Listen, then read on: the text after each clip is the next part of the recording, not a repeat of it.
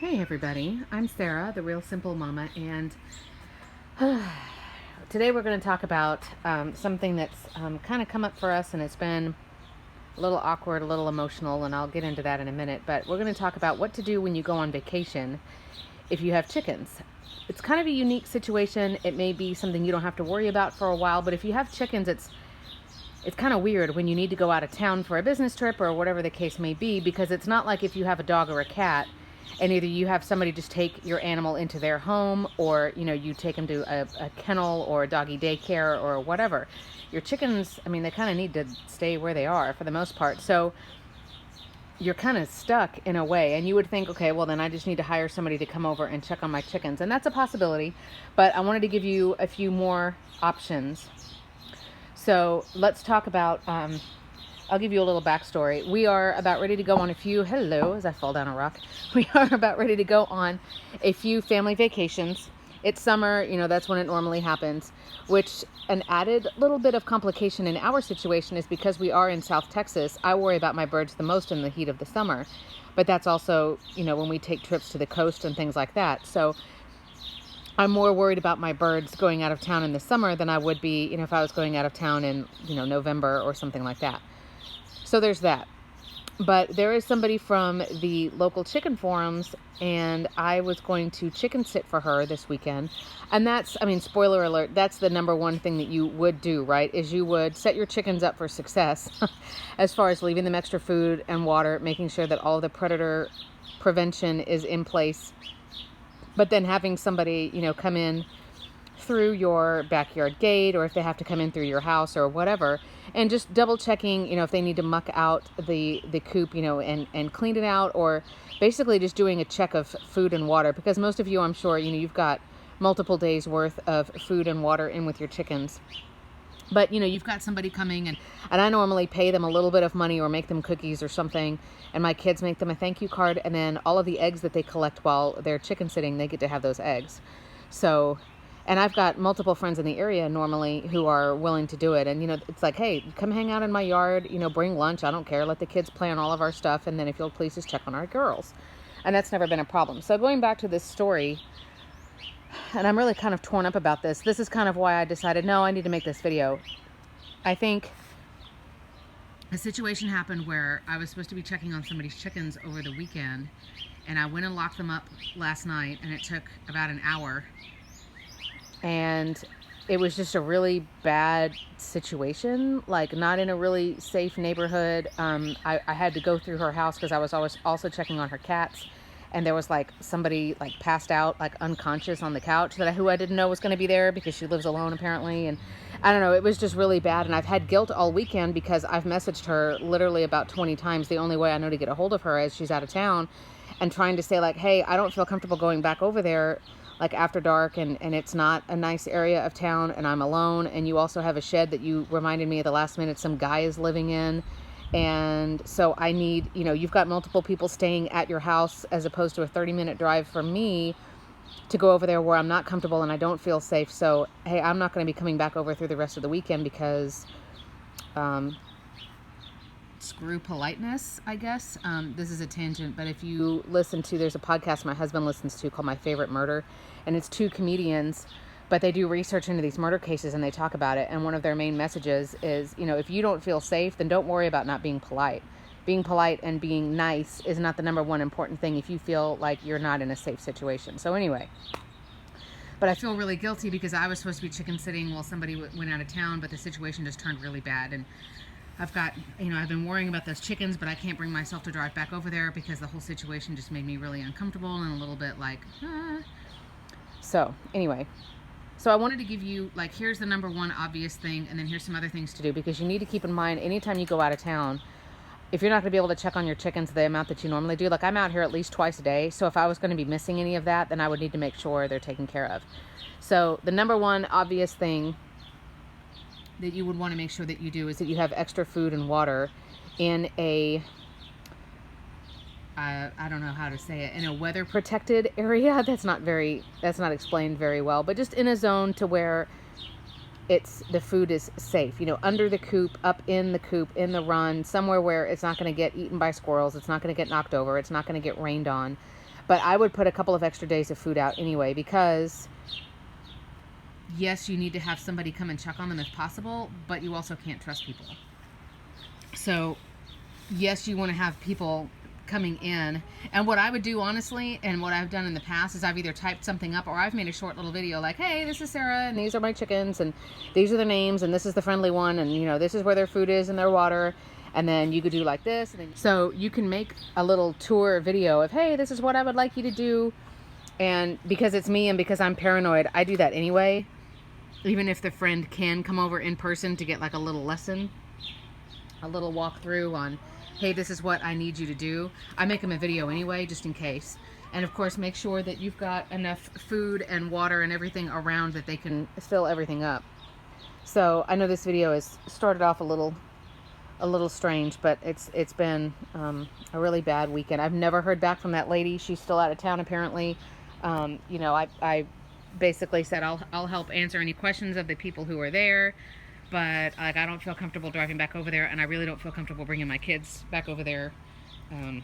So, yeah. But now I'm worried about my chickens because we're going out of town a couple of times this summer, and now I need to find somebody new to watch my girls. So, the number one thing I would suggest is twofold. And there's a couple of other options also, but you need to think about when you're going to be out of town and get somebody who you trust coming onto your property, right? Who you trust to tell you if something is wrong, like, hey, one of your birds is laying over on their side and they won't get up, or, you know, whatever. Somebody who will be honest with you and upfront with you and isn't uncomfortable to say, hey, where's the food again? Like, I don't know. But I would also, when you leave, make sure everything, as I get eaten by mosquitoes, I apologize, I know my camera's moving, but give extra food, give extra water, look at the weather. When you're going to be leaving, is it going to rain? Is it going to be super hot? Do you need to do other measures? I will say this is not anything I'm worried about right now, but if you are the kind of chicken owner who uses heaters or any kind of space heater or anything like that, if you've got full-grown chickens that are fully feathered, I say please don't use those at all, ever, ever, ever. Chickens are totally fine being in a zone that is freezing or almost freezing or a little bit below freezing. You don't need to worry about your chickens keeping warm. They eat extra to stay warm. I have a video about winterizing everything that you can read about to learn about, like, you know, physiologically what do chickens do to keep warm, how does that whole thing work. But if you use space heaters or electric, not electronic, or maybe fans, anything like that where there could be some kind of, you know, a fire or an accident or anything like that, like, I would remove all of those factors and just make sure there's extra food, make sure there's extra water, everything's extra clean, right? And then have somebody coming and checking on them. For me, if I normally let my chickens out, when I'm gone, I'm not even going to let them out. And if you guys have watched a couple of my other videos, you know that we are planning on, well, more than doubling their space. And what we're going to do is give them, there's a shallow space back there between the coop back wall and the actual fence of the property. So they're going to get that zone all the way back through there. This open area here by the shed, you can see their grazing boxes there. It's being prepped. And they're going to get that basically like waste of space between the shed and the fence all the way around. So, I mean, they're getting a decent amount of room, but when we're out of town, we're not going to let them out at all, and they'll just be in the zone they're in right now. So the other thing you could potentially do if you wanted to, if it's a last minute type situation or you can't get anybody to come to your house. Again, what I try to do in my videos is I don't, unless it's something that's like absolutely necessary for the health and safety of your chickens, I don't say, yes, you have to do this, or no, you shouldn't do this, like it's the only one option. We all have different scenarios, we all have different climates, different numbers of birds, you know, all different types of variables. So the other thing that would be an option, although in my opinion it wouldn't be ideal, is if you have to go out of town and you can't get anybody to come to your place, there is a small chance that there's a vet in your area who will see birds and they might be able to kennel your birds. And basically just put all of your chickens in, like, you know, a normal dog kennel. You would have to provide the food and the waterers and I guess make a nesting box out of, like, you know, a plastic bowl from the dollar store or a shoebox or something like that. But you might have a vet that does that. I have a vet nearby. Actually, She's like right up the street. She's awesome, and she will see chickens. I haven't asked her if she will chicken sit. There would be a significant cost with that, though, I'm sure. The other thing that would be maybe an option is if you have somebody who's willing to watch your chickens, but they just can't come over to your place for whatever reason, you could buy a big dog crate, like one of the huge ones, for like 120-pound dogs, and have your chickens live in a crate. Again, it was not the best experience. They're not going to be like frolicking in the fields and, you know, having like a chicken spa day or anything, but you've got somebody who can watch your birds if you have to leave, if you have to be out of town. I will reiterate the point that you need to make sure there is no type of like way a predator can get in. And remember, there's two ways predators can get in. There's flying predators, and then there's digging predators. There's also slithering predators, but they're not usually as intelligent, so they would just be able to get in a large gap. But you want to make sure that you've got, you know, some kind of barrier or something all the way around, and you've got raccoon locks and all those types of things. I have videos on predator proofing or on designing your perfect coop, and where I go into detail on all of that stuff. But the number one things that your chickens need, they have to have access to clean water at all times. That means if it's freezing, you have to make sure your chicken's water doesn't freeze. It's great if you can give them ice and stuff when it's hot. Sorry, plane. But you know, you'll just have to think of a couple of extra things to do if it's super hot where your chickens are. A dust bath is great. Them being able to forage out in grass and getting bugs and stuff like that is great, but they can do without that for a couple of days. Their basic needs are they have to have clean water, and they need access to chicken food. That's all they need. They don't need scratch, they don't need treats, they don't need anything else for a couple of days while you're gone. You know, of course, if you can provide grit and oyster shell and all of those extra things, that's fantastic. But for vacation, if you are having to go out of town, the number one thing is that their basic needs are being met.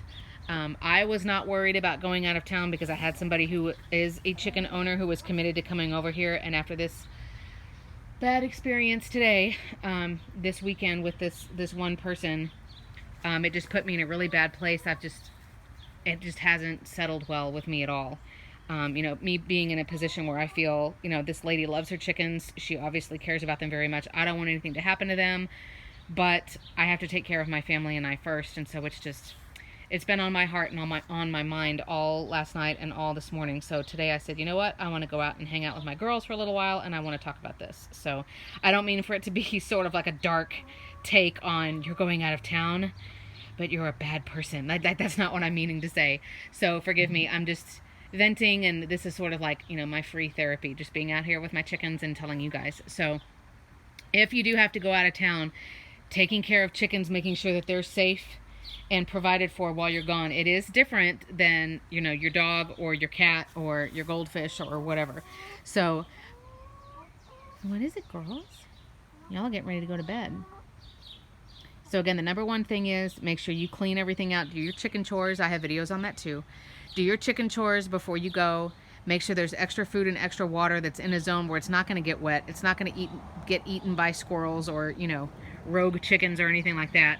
And have somebody come and check on them at least once a day. You know, it'd be great just even at night, like, hey, around here it's around 7:30, 7:45 when it gets dark and my girls go up to bed. And so that way somebody can just come do like a welfare check and say, yep, they're good. You know, 1, 2, 3, 4, 5, we're fine. Doing a little video tour of, hey, this is me and this is the name of my chickens and these are all of the chores that I do and here's where everything is and, oh, double check this and blah, blah, blah. And emphasizing, hey, please call me or text me or send me pictures if you have any questions or anything. That to me is paramount also.